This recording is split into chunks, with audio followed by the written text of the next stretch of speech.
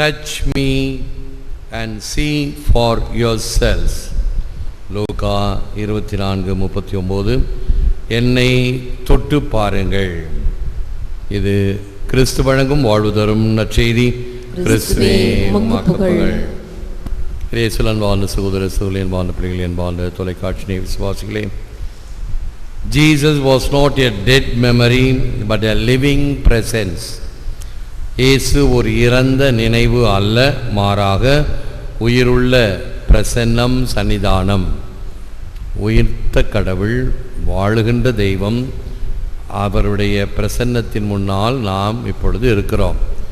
நற்கருணை அவருடைய வாழுகின்ற பிரசன்னத்தை காட்டுகிறது. ஆகவே நம் கடவுள் வாழும் தெய்வம், வாழுகின்ற கடவுள், இறந்தோரின் கடவுள் அல்ல, இறந்த கடவுள் அல்ல. அத்தகைய ஒரு முக்கியத்துவத்தை கொடுப்பதுதான் இயேசுவினுடைய உயிர்ப்பு. What seems to be a tragic end is often a glorious beginning. What seems to be an unbearable cross is often incomparable blessing. சோகமான முடிவாக தோன்றுவது அடிக்கடி ஓர் மகிமையான துவக்கமாக அமைகிறது. தாங்கிக் கொள்ள முடியாத சிலுவையாக தோன்றுவது ஒப்பற்ற ஆசீர்வாதமாக அமைகிறது. ஒரு வயதான குருவானவர், அவர் எப்பொழுதும் ஆஸ்மா நோயினால் துன்பப்படுவார். ஆஸ்மா நோய் வந்தால் அவரால் தூங்க முடியாது. இரவு மூச்சு வாங்கி கொண்டிருக்கும், இருமல் இருந்து கொண்டிருக்கும். இந்த ஆஸ்பிரேட்டர் என்று சொல்லக்கூடிய வாயிலே அந்த பஃப் மருந்து அடித்து அவ்வப்பொழுது ஆசுவாசப்படுத்தி கொள்ள வேண்டும். அவர் ஒரு முறை 2 சக்கர வாகனத்தில் செல்லும் பொழுது ஒரு பலத்த விபத்துக்கு உள்ளானார். ஏறக்குறைய ஒரு 60 வயதை கடந்தவர். ஆகவே அந்த விபத்து அவருக்கு ஒரு முடிவை கொடுத்தது போல இருந்தது. ஆனால் அவர் குணம் பெற்றார். மருத்துவமனையில் சேர்க்கப்பட்டு உடைந்த எலும்புகள் ஒன்றாக்கப்பட்டு சரியானார். இந்த உடைந்த எலும்புகளுக்கு சிகிச்சை கொடுக்கும் பொழுதும் மருந்து மாத்திரைகளை சாப்பிட்டதனுடைய பலனாக இந்த ஆஸ்மா நோய் காணாமல் போனது. ரொம்ப சந்தோஷம் அவருக்கு. இத்தனை காலம் என்னை வருத்திய இந்த ஆஸ்மா இப்பொழுது எனக்கு இல்லை. அதுதான் சோகமான முடிவாக தோன்றுவது அடிக்கடி ஒரு மகிமையான துவக்கமாக அமைகிறது. கடவுளே, ஏன் எனக்கு இந்த துன்பத்தை கொடுக்கின்றாய் என்று பல சமயங்களில் நாம் அங்கலாய்க்கலாம். அவைகளின் வழியாக நாம்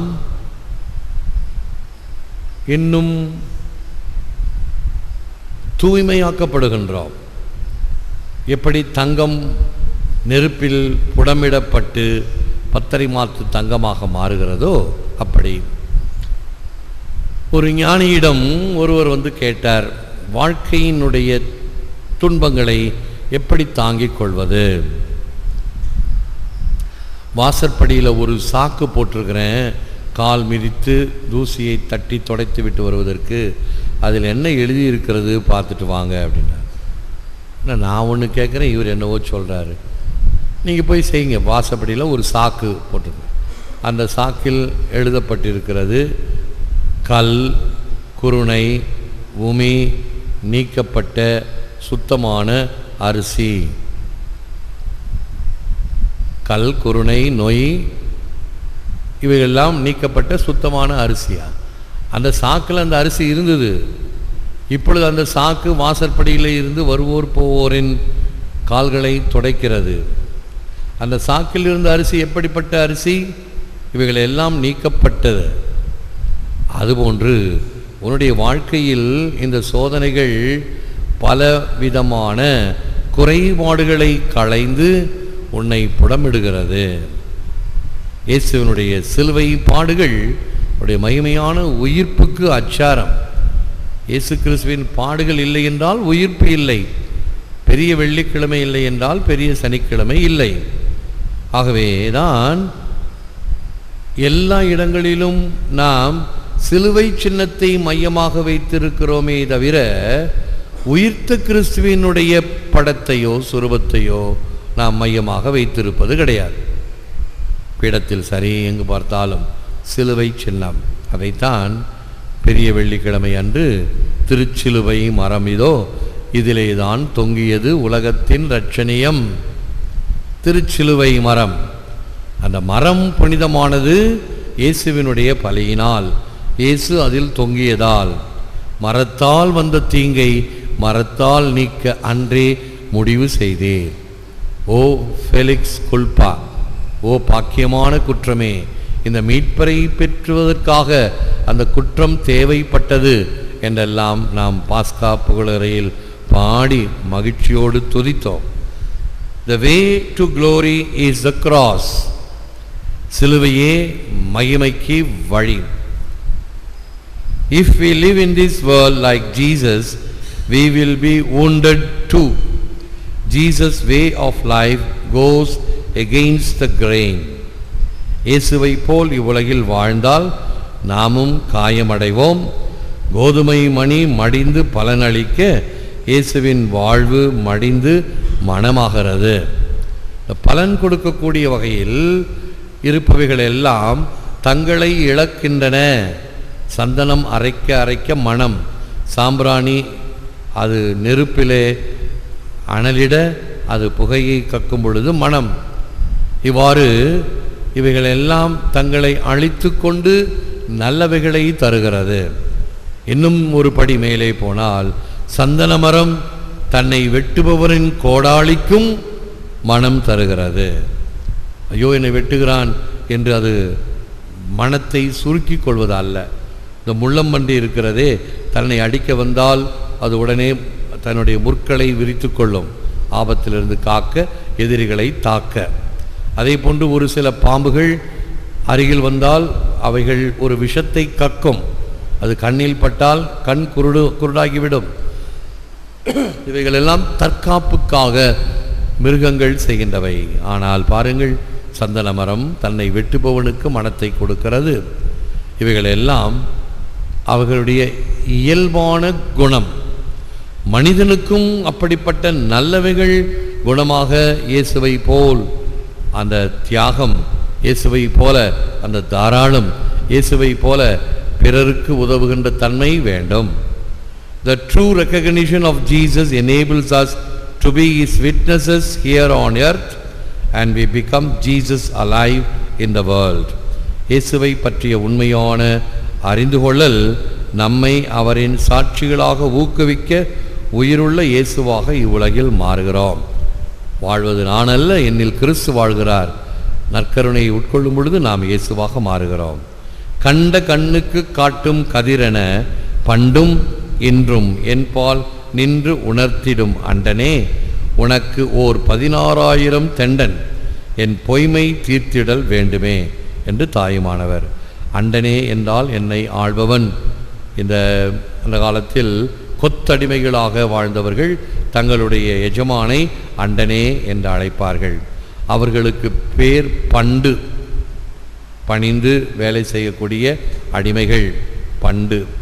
ஆகவே கண்ட கண்ணுக்கு காட்டும் கதிரென பண்டும் இன்றும் என்பால் நின்று உணர்த்திடும். நான் பார்க்கிறேன், அடிமையான என் கண்களுக்கு உன் கதிரை, உன் வெளிச்சத்தை காட்டும் அண்டனே. என் ஆண்டவரே, உனக்கு 16,000 தெண்டன். எத்தனை முறை உனக்கு தோப்புக்கரணம் போட போகிறேன்? 16,000. என் பொய்மை நீ தீர்த்திடல் வேண்டும். என்னிடம் இருக்கக்கூடிய பொய்மை, என்னிடம் இருக்கக்கூடிய மாயை, என்னிடம் இருக்கக்கூடிய குறைபாடுகள், இவைகளை தீர்த்திடும் ஆண்டவரே. To go fully into everything we do and say and think, we have to learn to die into everything. Then we will know something about resurrection. நினைவு, சொல், செயலில் முழுமையாக ஈடுபட எல்லாவற்றுக்கும் மறிக்க நாம் கற்றுக்கொள்ள வேண்டும். அப்பொழுது உயிர்ப்பை பற்றி சிறிதாகிலும் நாம் அறிவோம். ஒரு சில காரியங்களில் நாம் மூழ்கி செய்யும்போது ஊன் உறக்கம் இவைகளை மறக்கிறோம்.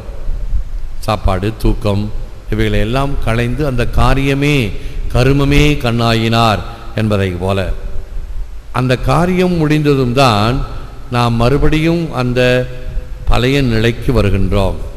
அதுபோன்று உயிர்ப்பை பெற நம்மையே நாம் மறந்து துறந்து இயேசுவுக்காக தியாகத்தோடு அர்ப்பணித்தல் வேண்டும். Peace is a name and a substantial thing emanating from God. He is our peace. Ephesians 2:14. அமைதி என்பது இறைவனிடமிருந்து வருவது, அவரே நம் அமைதி.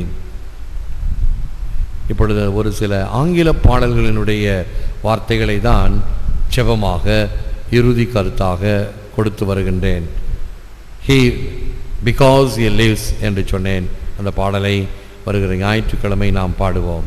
அதே போன்று ஏற்கனவே நாம் பாடிய ஒரு பாடல், Deep calls to deep and my soul finds no resting place but him. He is my God. The yearnings of my heart his touch can still, and each rare moment that I have felt his presence I shall remember and forever cherish. ஆழம் ஆழத்தை ஈர்க்கிறது. ஆண்டவரே என் இளைப்பாறுதல், அவரே என் கடவுள். அவரை அடையும் வரை எனக்கு அமைதியில்லை. அவர் தொட்டால் என் இதய ஏக்கங்கள் தொலையும். அவரை உணர்ந்த நேரங்களை என் வாழ்வின் அரிய செல்வங்களாக போற்றுகிறேன். முழந்தால் இருப்போம். எல்லாம் வல்லவரே, நல்லவரே, போற்றுகிறோம், புகழ்கிறோம், நன்றி கூறுகின்றோம், ஆராதிக்கின்றோம். தேவரிதாமே உமது வல்லமையான பிரசன்னத்தை இந்த நற்கருணையிலே எமக்கு தருகின்றீர். உமக்கே நன்றி, துதி, தோத்திரம், புகழ், மகிமை உண்டாவதாக. உம்முடைய வல்லமையான கதிர்வீச்சால் எம்மை தொட்டு ஆசீர்வதியும். இதனால் அல்லாதவைகள் எவைகளெல்லாம் எங்களுடைய வாழ்க்கைக்கு, ஆன்மீக வாழ்க்கைக்கு தடையாக இருக்கின்றனவோ, வளர்ச்சிக்கு முன்னேற்றம் இல்லாமல் தடுத்து நிறுத்துகின்றனவோ, இவைகளை எல்லாம் நீர் உடைத்து எறிந்திரலும். கட்டவிழ்த்து போகவிடும் ஆண்டவரே, எம் பாவ கட்டுகளை அவிழ்த்துவிடும். ஏற்று வரமருளும் இறைவா, காக்கும் கரங்களினால். ஆமேன், ஆமேன்.